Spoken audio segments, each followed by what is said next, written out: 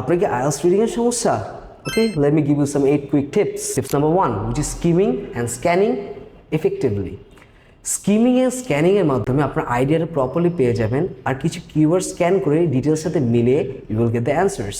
Focus on headings, focus on proper nouns, focus on historical places, এগুলোর মাধ্যমে keywords নিয়ে আমরা অতি তাড়াতাড়ি ইনফরমেশন পেয়ে যাব। Tips number 2, understand the question type. প্রশ্ন আমাদের বুঝতে হবে, প্রশ্ন না বুঝলে অ্যান্সার্স কখনোই পাবো না। So take your time, 20 second, 30 second, 10 second, 5 second পরে আমরা কোয়েশ্চেন বুঝি, দেন আমরা পরে প্যারাগ্রাফে চলে যাই। Tips number 3, manage your time. IELTS reading যে সবচেয়ে সমস্যা হয় বাঙালিদের এবং আদার সিটিজেনদের কান্ট্রিদের ইজ দ্যাট টাইম। 1 ঘন্টার মধ্যে 3টা প্যাসেজ 40টা বই শেষ করা খুবই কষ্টকর হয়ে যায়। সো প্রতিটা প্যাসেজের জন্য ফর এক্সাম্পল অ্যাটলিস্ট 18 to 20 মিনিটসের মতো কভার আপ করার চেষ্টা করবো। যেমন প্যাসেজ 1 তাড়াতাড়ি করা যায়, ওটা 15 মিনিটের মধ্যে করার চেষ্টা করবো। প্যাসেজ 2 17 মিনিটের মধ্যে, আর প্যাসেজ 3 জাস্ট লাইক দিস 18 মিনিটের মধ্যে। বাকি যে 7-8 মিনিট অথবা 5 মিনিট বেঁচে গেল, সেই মিনিট আমি রিভাইজ করবো। টিপ number 5, read the instructions carefully. কেন ইনস্ট্রাকশনগুলো আমাদের প্রপারলি পড়তে হবে ইজ বিকজ উপরে লেখা থাকবে write 1 word only, write 2 word only, no more than 3 words. So এই ক্ষেত্রে 2 ওয়ার্ড 3 ওয়ার্ডে বেশি লিখলে আমার অ্যান্সার যদি কারেক্ট হয় কেটে দেবে। ইয়েস, আই নো রিডিংয়ে কোনো মাইনাস মার্কিং নেই, but still every number counts. So instructions পড়তে হবে, আমার থেকে কী চাচ্ছে ওটা আমার বুঝতে হবে। Just move on to tip number 6, which is practice paraphrasing.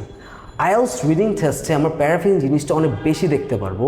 So that's why we need to know the synonyms of any words. একটা ওয়ার্ডের অনেক সিনোনিম জেনে ফেলবো।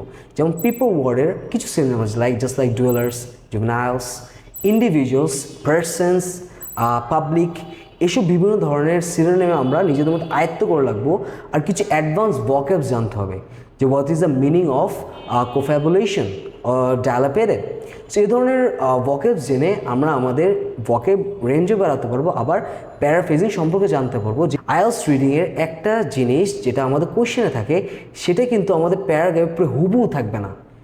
যেমন ফর এক্সাম্পল আমি যদি 19th সেঞ্চুরি, তখন প্যারাগ্রাফে থাকতে পারে কি in the middle of 19th century or in the last years of 19th century. So এই ধরনের প্যারাফ্রেজিং আমরা পেয়ে যাব। সো এই ধরনের জিনিস আমাদের আয়ত্ত করতে হবে। Let's move on to the next tip, which is tip number 8 and the last tip, review common vocabs. Which is IELTS রিডিংয়ে বিভিন্ন ধরনের ভোক্যাবস থাকে। আগের টিপসে বলতেছিলাম যে আমাদের বিভিন্ন ধরনের ভোক্যাবস আয়ত্ত করতে হবে আর নতুন নতুন ভোক্যাবস আমাদের জানতে হবে। এই জন্য বিভিন্ন vocabs material, Cambridge vocabs or other types of vocabs, or maybe অনলাইনে ওয়েবসাইটে অনেক কিছু পাওয়া যায়, ইভেন আমাদের ওয়েবসাইটে অনেক কিছু আপনারা পাবেন। সো ওইগুলো আমাদের জানতে হবে, পড়তে হবে এবং ভিতরে নিজের মধ্যে রাখতে হবে to get a good score in our IELTS reading. Well guys, that's all for today.